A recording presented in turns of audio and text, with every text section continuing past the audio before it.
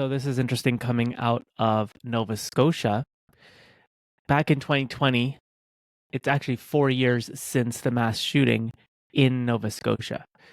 On April 18th in 2020, 51-year-old Gabriel Wortman commits multiple shootings and set fires at 16 locations, killing 22 people, the largest mass shooting, I believe, in Canadian history, before he was shot and killed by the RCMP.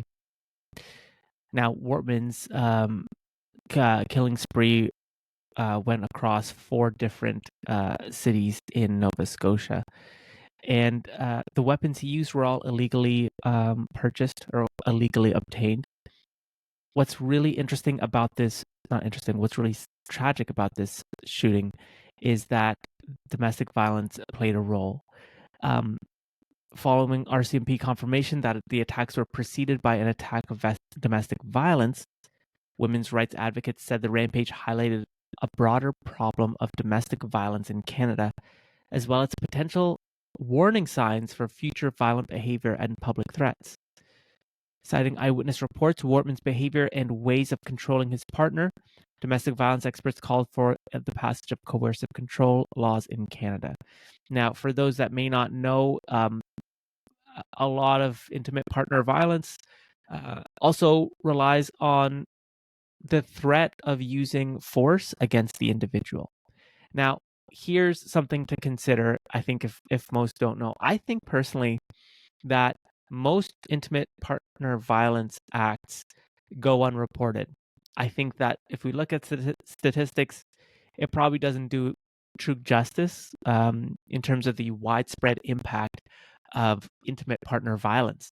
I think it's a big issue.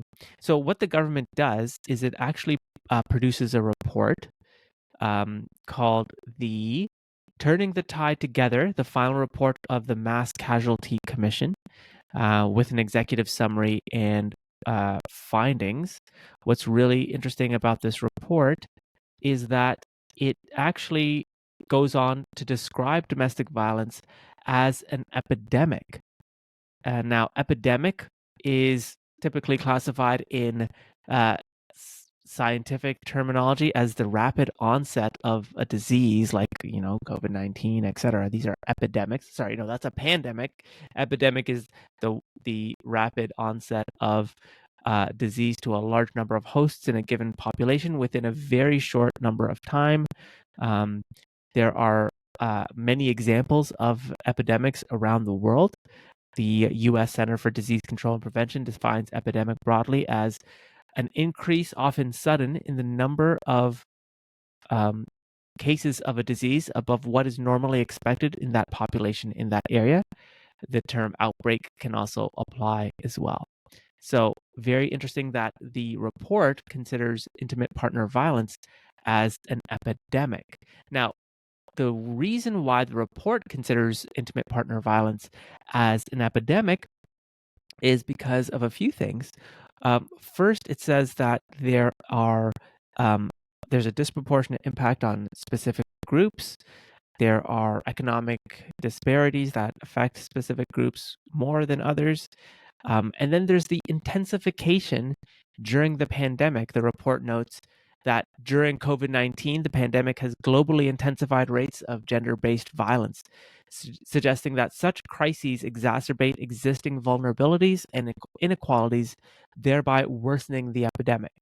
Now, one might argue that an epidemic of intimate partner violence may not be the right terminology.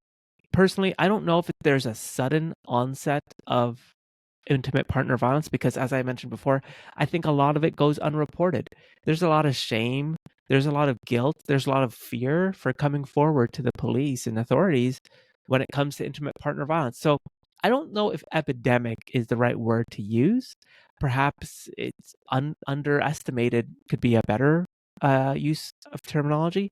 Anyways, you might be asking why I'm so fixated on this specific word. Well, it turns out that the Nova Scotia Justice Minister also doesn't think that domestic violence is an epidemic. Now, I'm going to share with you what the Justice Minister said I believe it was yesterday. Here we go. one of the recommendations or commentary out of the MCC report was that we should treat domestic violence as an epidemic. Do you think we're doing that? So what I would say is I don't necessarily, there were a number of recommendations that came out of the report. Some of those I agree with, some of those I don't. I mean, we have certainly increased the funding and the role of our domestic violence and victim services units. And, we're very committed to ensuring that those are there. You don't agree with this?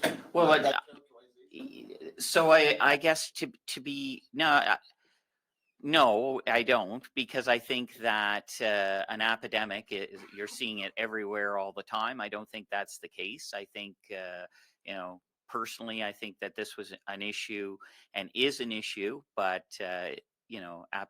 academic or thank you. No, Epidemic. There are a lot of service organizations that would disagree with you. Yeah, and I respect that, but I think that, like I said, I think that what I see, what I hear, there are it's an issue. There are bigger issues too. What would those bigger issues be? Well, I mean, we have issues around guns. We have issues around drugs. We have issues. I mean, there's a lot of issues, violence in general. So while people might disagree with the minister, people are concerned about the fact that he said that on the 4-year anniversary of the mass shooting, so might have been very insensitive. But let's get back to this idea of describing intimate partner violence as an epidemic. I don't think that's like a controversial statement to make. Yes, again, maybe the minister should have said, I don't believe it's estimated properly. I believe it's underestimated because it is very widespread. There's a lot that goes underreported and probably not even reported because of the fear that a lot of women in particular have with coming forward. We know, I think, intimate partner violence, there's 100,000 cases in Canada annually, I believe. I don't think that there's 100,000 actual cases of intimate partner violence. There's probably hundreds of thousands, millions, sadly, of cases probably. I don't think it's nearly what the statistics show. So perhaps epidemic isn't the right word. Perhaps underestimated is the better word. But epidemic also, like I said, it signals a sudden onset of intimate partner violence instances. And the data that we have from COVID-19 and 2020 in particular is generally there was an increase, but it wasn't like a massive increase. But again, I say it's underestimated, underreported. But interestingly enough, after the minister's comments, he apologizes. And then, interestingly enough, the minister, Brad Johns, resigns from cabinet. Nova Scotia Justice Minister Brad Johns resigns. The minister said he doesn't believe it's an epidemic, a position that's contrary to the Nova Scotia Mass Casualty Commission's report, which I just shared.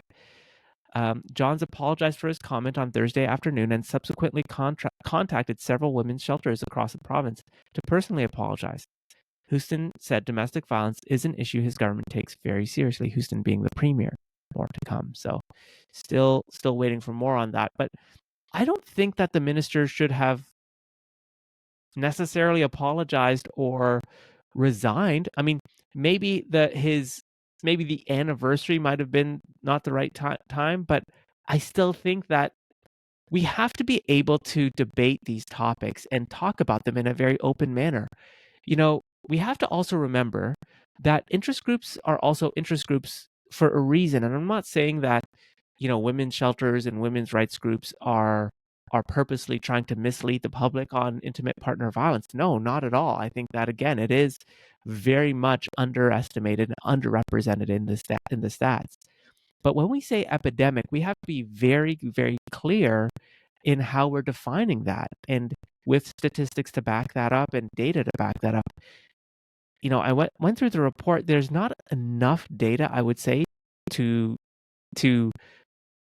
let people know definitely there's this epidemic happening when it comes to intimate partner violence. Again, the better word is underrepresentation. And to be honest, how do you reach communities and groups, women's groups in particular, to feel comfortable to come to the police with intimate partner violence concerns? Maybe there's community-based policing. Maybe there's continued outreach to women's shelters. Maybe there's, you know, anonymous tip lines, etc. Like there's a series of programs and services I'm certain that have been tried in other jurisdictions. But the fact that the minister had to resign over disagreeing with that characterization, I just feel like we're living in a time where we're not allowed for critical reflection and thought. And again, we can debate the minister's characterization, but there should be flex to how we understand these issues. So I'd love to know what you think. Do you think that intimate partner violence is in fact an epidemic? Do you think that's the proper terminology to use? I personally think that we should open this up for a bigger discussion. I don't know if it's an epidemic. There need to be a lot more statistics to prove it. There isn't, and like I said before, the reason there isn't is because it's underrepresented, because a lot of women probably aren't coming forward. And I think that's the real conversation we should be having. It's that building trust for women to come forward about intimate partner violence. But let me know what you think in the comment section below. I'm so fascinated to hear what you have to say, because I think this didn't deserve the minister's resignation. But let me know what you think.